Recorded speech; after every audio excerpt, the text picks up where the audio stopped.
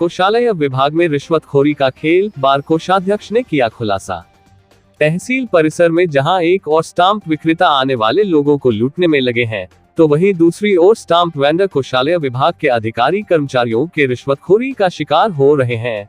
Stamp vendor कोषालय विभाग द्वारा जहां 5 से 10% के भ्रष्टाचार की बलि का शिकार हो रहे हैं, तो वही वेंडर भी कोषालय विभाग को दिए जाने वाला रिश्वत का पैसा अपने ग्राहकों से 40 से लेकर 80% तक वसूल कर अपने नुकसान की भरपाई करने में लगे हैं।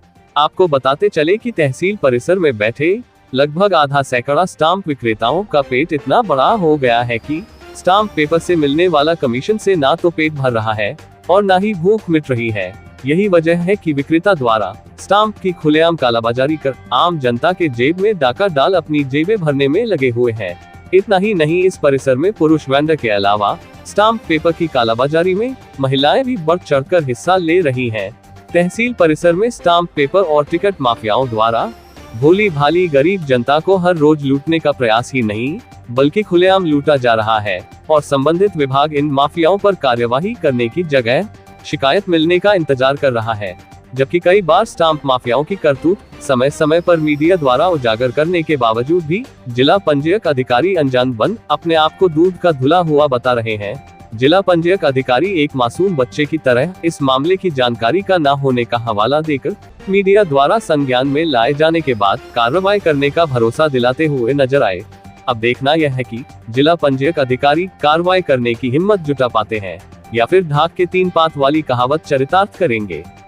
खबर अच्छी लगे तो चैनल को सब्सक्राइब और लाइक अवश्य करें। स्टाम्प है 100 वाला है, कितने का पड़ेगा? एक चाहिए। 100 में कितना देना पड़ेगा? 100 का 100 ही देंगे, चल जाएगा? कितना देना वो तो पूछ रहे हैं। 130 रुपये।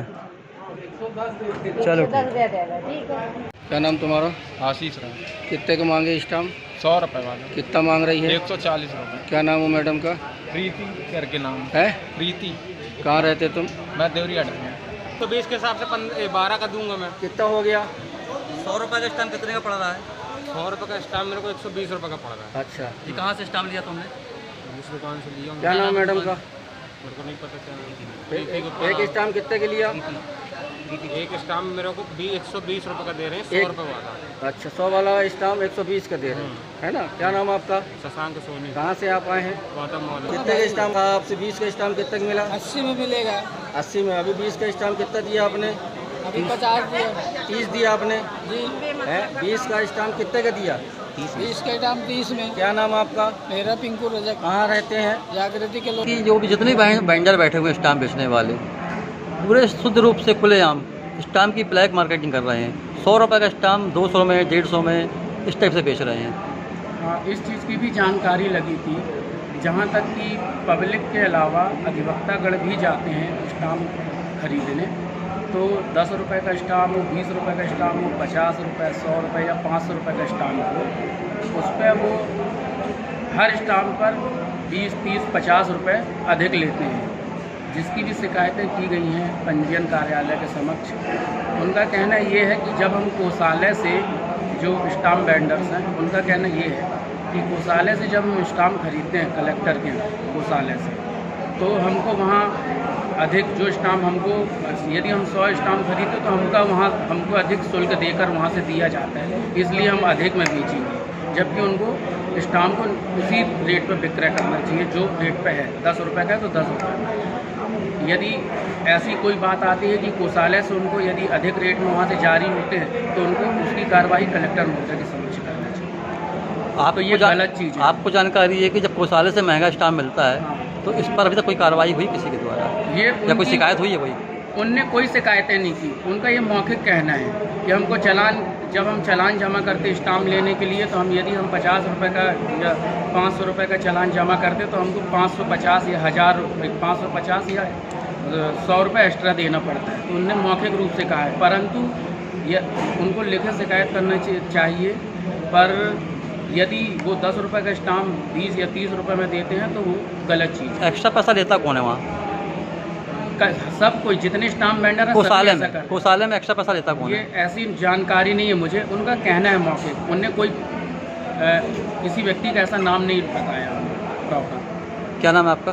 मीर धवल, एडवोकेट, जिला अधिवक्ता संघ कोषाध्यक्ष। सर स्टाम्प जो बाज़ार में बिक रहे हैं, स्टाम्प वेंडरों के द्वारा बेचे जा रहे हैं जी, वहाँ पे एक आरोप लगा है कि यहाँ स्टाम्प जारी करने के पहले कुछ कमीशन लिया जाता है, जिस कारण से बाज़ार में स्टाम्प महंगे बेचे जा रहे हैं। ऐसा नहीं, आप गलत आपको सूचना दी है। सर आम जनता जो स्टाम्प लेने जाती है वेंडर के पास, 100 रुपये का स्टाम्प 150-200 रुपये बेचा जा रहा है। तो स्टाम्प वेंडर का गलती है, उसका पंजीयक को आप उसको इन्फॉर्म करो। सर स्टाम्प वेंडर का ये कहना है कि हम जब कोषालय से स्टाम्प जारी करवाते हैं तो हमको वहाँ पे कमीशन देना पड़ता है, इस चक्कर में हमको महंगा बेचना मजबूरी है हमारी। नहीं, कोई कमीशन नहीं, आप इसको ऐसा गलत सूचना। ऐसा आरोप अधिवक्ता ने भी लगाया है, गलत लगाया, निर्धार है ये बात। निर्धार कोई इसको सेंसलेस नहीं। सर कटनी तहसील परिषद में स्टाम्प वेंडर जो बैठे हुए हैं वहाँ पे आए दिन शिकायत आती है कि स्टाम्प वेंडर ग्राहकों को अपने 100 का स्टाम्प 200 में 150 में मतलब गलत रूप से अवैध शुद्ध कालाबाजारी कर रहे हैं स्टाम्प की। इस पर आपका क्या कहना है? देखो हमारे नॉलेज में ऐसी कोई, हमारे संज्ञान में ऐसी कोई बात आई नहीं है।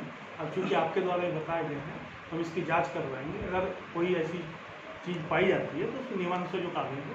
सर स्टाम्प वेंडर का ये भी आरोप है कि जब वो स्टाम्प कोषालय से मतलब जारी करवाते हैं तो उनको यहाँ पे कमीशन देना पड़ता है, इसलिए मजबूरी में उनका कहना है कि हम इसको ज़्यादा में बेचते हैं। अब ये कोषालय वाले हैं, वो जान रही, इसके बारे में हम कैसे कह सकते हैं? तो सर इस पर आप क्या कार्रवाई करेंगे आगे चल के? जो भी नियम, हमें एक बार शिकायत मिलेगी तो हमको जो भी नियम से उनके कार्रवाई की